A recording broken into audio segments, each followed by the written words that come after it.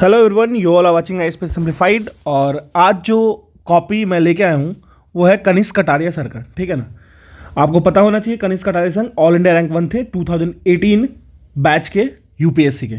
ठीक है ना, और ये बिलोंग करते हैं जयपुर राजस्थान से, ये आपको पता होना चाहिए। And he is alumni of IIT Bombay.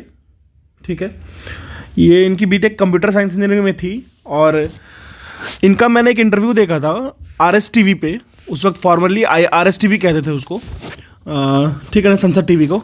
तो उस पर जब ये आए थे ना, तो इन्होंने बताया था कि जब ये स्टार्ट कर रहे थे ना यूपीएससी की प्रिपरेशन, तो इनको गवर्नमेंट एंड गवर्नेंस में डिफरेंस नहीं पता था। ठीक है ना, तो आप समझ सकते हो कि किस पोजीशन से अपने आप को ड्रैग करके ये कहाँ तक लेके गए हैं। ठीक है ना, तो आज हम लोग इनके जो मॉक टेस्ट सीरीज़ की कॉपी है उसको हम लोग एक्सप्लेन करेंगे। ठीक है, डिमेंसिफाई करेंगे, सिंप्लीफाई करेंगे। ऑलरेडी मैंने टीना दावी मैम की एंड अक्षर जैन सर की कर रखी है, आप जाके उसको देख सकते हो। ठीक है, तो चलिए स्टार्ट करते हैं। तो देखिए, ये विजन आईएएस की टेस्ट की कॉपी है, जीएस जनरल स्टडीज़ पेपर की। ठीक है ना, और इसको ही हम लोग अभी डिमेंसिफाई करेंगे। तो लेट्स स्टार्ट। ओके, चलिए। तो देखिए, इनका पहला क्वेश्चन मैं दिखाता हूँ आपको। देखिए, फर्स्ट क्वेश्चन है, what is the role that opposition plays in a democracy like India? In this context discuss whether our parliament can benefit from a shadow cabinet. देखिए, इन्होंने सबसे पहले जब क्वेश्चन को उठाया ना, तो ये अंडरलाइन किए हैं पहले क्वेश्चन क्या पूछ रहा है। ठीक है, जैसे रोल ऑफ द ऑपोजिशन, इन्होंने इसको अंडरलाइन किया। ठीक है, उसके बाद parliament can benefit from a shadow cabinet, इन्होंने इसको अंडरलाइन किया। अब इनको पूरे पेपर से क्वेश्चन से मतलब ही नहीं है। अब इनको सिर्फ इतना ध्यान रखे हैं कि ऑपोजिशन किस तरीके का रोल प्ले करता है एंड पार्लियामेंट कैसे बेनिफिट हो सकता है शैडो कैबिनेट से। ठीक है ना, अब देखिए सबसे पहले जो क्वेश्चन का, अब देखिए एक चीज़ मैं आपको दिखाता हूँ। सबसे पहला वर्ड जो है क्वेश्चन का ना, रोल ऑफ ऑपोजिशन, इसको लेके ये अपने क्वेश्चन को स्टार्ट किए हैं, सॉल्यूशन को। देखिए, role of opposition is very critical to the functioning of any democracy. मतलब जो फर्स्ट लाइन का फर्स्ट वर्ड है ना, जो क्रूशियल क्वेश्चन जहाँ से स्टार्ट होता है वहाँ से ये एक्सप्लेनेशंस को शुरू कर दिए हैं। ठीक है ना, इससे क्या हो रहा है ना, कि जो कॉपी चेक करने वाले हैं उनका अटेंशन जा रहा है कि अच्छा हाँ, जो however the candidate is trying to indicate और direct me towards the given concern question. ठीक है, अब देखिए, तो आप देख सकते हो यहाँ पे रोल ऑफ ऑपोजिशन को इन्होंने फर्स्ट लाइन में ही डिसइंटीग्रेट कर दिया है। मतलब उन्होंने ये यहाँ पे क्लियर कर दिया है कि देखिए, आप जो क्वेश्चन पूछ रहे थे मैंने उसको एज इट इज ट्राई किया है डिलीवर करने का। ठीक है ना, अब देखिए अभी भी ये किस तरीके से रोल ऑफ ऑपोजिशन को जस्टिफाई कर रहे हैं वो देखिए। एक तो मोनोपॉलिस्टिक नेचर जो होता है पावर का, वो प्रिवेंट होता है। ठीक है, दिस इज एब्सोल्युटली करेक्ट। यहाँ पे एक अंडरलाइन करने का मतलब ये हुआ कि if you don't read this just try to read this. ठीक है, अब देखिए, highlights deficiency in government policies. ठीक है ना, आप डिफिशियंसी की जगह पे, although I am really very sorry for this, आप एक वर्ड रिप्लेस कर सकते हो, वीकनेस। ठीक है ना, डिफिशियंसी मेरे अकॉर्डिंग यहाँ पे नहीं सूट करेगा, लेकिन फिर भी ठीक है। ठीक है, चलिए। और अपोजिशन क्या प्रोवाइड करता है? एक ऑल्टरनेटिव प्रोवाइड करता है लोगों को। किस चीज़ के लिए? तो एक, अगर मानिए कि कोई एक गवर्नमेंट बनी, ठीक है ना, वो बहुत ज़्यादा उनके नेगेटिव व्यूज़ आ रहे हैं, रिव्यूज़ भी नेगेटिव आ रहे हैं और बहुत सारे उनकी पॉलिसी जो सही नहीं बैठ रही है। ठीक है ना, तो लोगों के पास नेक्स्ट टाइम में एक ऑल्टरनेट रहेगा पार्टी कि हाँ चलो हम इसको चूज़ करके ला सकते हैं। ठीक है ना, तो बिल्कुल ऑपोजिशन की तो ये बेसिक पॉइंट है, इसमें तो कोई शक ही नहीं है। ठीक है ना, अच्छा, अगर ऑपोजिशन नहीं है, ठीक है ना, पार्लियामेंट में ऑपोजिशन नहीं है, तो डिबेट कौन करेगा? किसी बिल को पास करवाना हो, उसके अगेंस्ट जाना हो, तो कौन करेगा ये काम? ठीक है ना, तो एक चीज़ तो क्लियर है कि ऑपोजिशन जो होगा वो डिबेट करेगा लेजिस्लेशन पार्लियामेंट में, साथ साथ में क्रिटिसिज्म प्रोवाइड करेगा। ठीक है ना, और याद रखिएगा, कभी किसी चीज़ पे अगर ब्रेन स्टॉर्मिंग होता है तो वो जो चीज़ होगा ना, वो जो मैटर होगा, वो जो एक्ट होगा या बिल होगा, उसमें बहुत ज़्यादा डाइवर्सिफिकेशन आएगा, चेंज आएगा और काफ़ी अच्छा रहेगा पॉजिटिव व्यू में। ठीक है ना, अब देखिए ये एक्सप्लेन कर दिए कि कैसे ऑपोजिशन हमारे लिए काफ़ी इंपॉर्टेंट है डेमोक्रेसी के लिए, ठीक है ना। अब ये आएंगे कि आखिर अब इसका मिसयूज कैसे हो रहा है। तो देखिए यहाँ पे इन्होंने लाइन को कंक्लूड किया और देखिए कितना सिंपल है, मतलब ऐसा कुछ नहीं आपको मिल रहा है ना कि बहुत ज़्यादा कुछ वो लिखे हैं, बहुत ब्लंडर लैंग्वेज, या फिर ऐसा नहीं कह सकते कि बहुत ही ज़्यादा ऐसा कुछ लिख दिए कि उनको एकदम मार्क्स मिलना ही मिलना है। कितना प्लेन लैंग्वेज है, ठीक है ना। वो बस plain and simple direct hit किए हैं, जो बताना चाह रहे थे वो बता दिए हैं, ठीक है ना।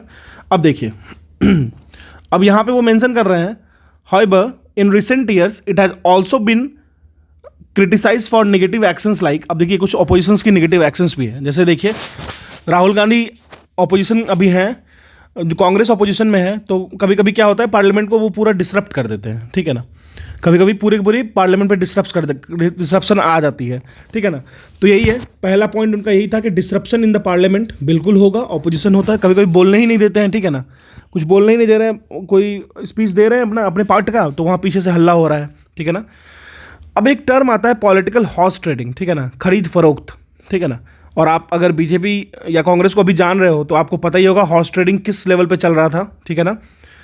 यहाँ से वहाँ लेके फ्लाइट से जाना, फिर कहीं पे किसी रिसोर्ट में बुक करके रखना, पैसे से खरीद लेना, किसी चीज़ की लालच देके, सीट की लालच देके खरीद लेना, ठीक है ना। हॉर्स ट्रेडिंग होता है, ठीक है ना।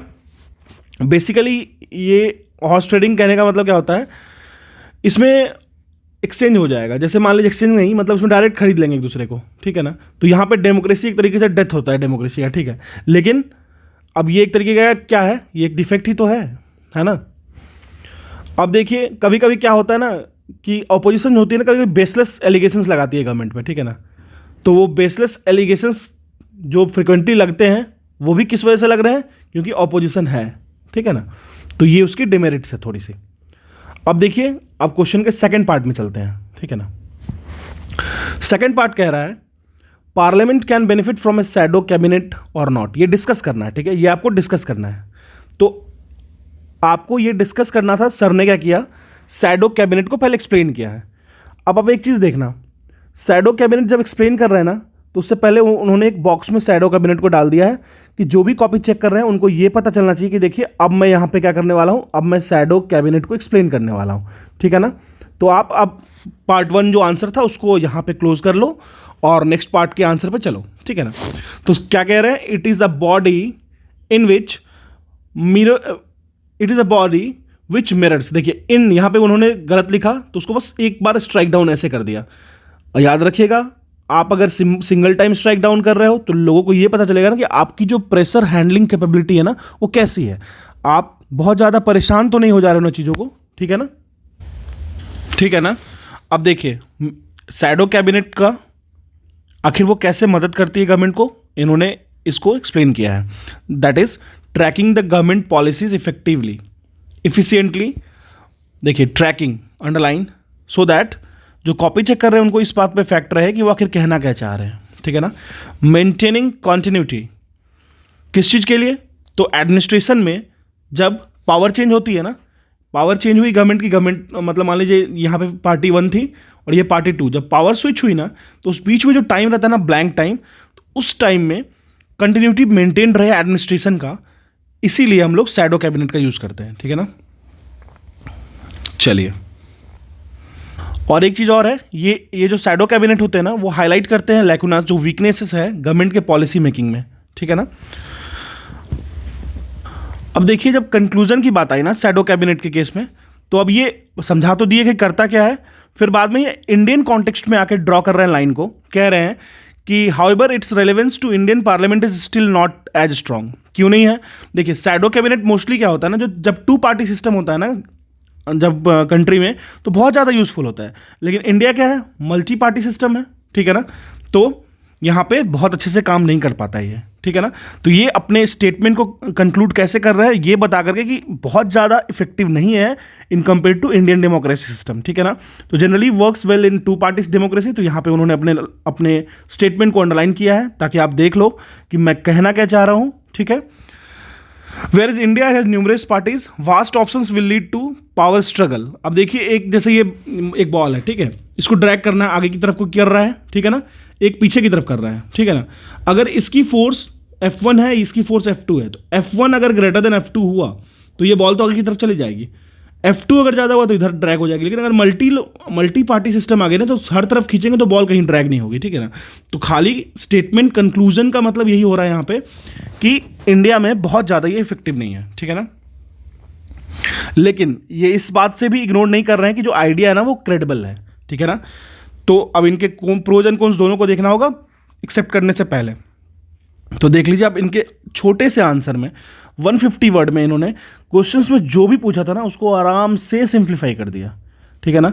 अब इसको कोई भी चेक करेगा ना, इवन आप किसी भी प्रोफेसर से चेक करा लो, वो 70-80% संतुष्ट सेटिस्फाइड जरूर हो जाएगा इस आंसर से, ठीक है ना।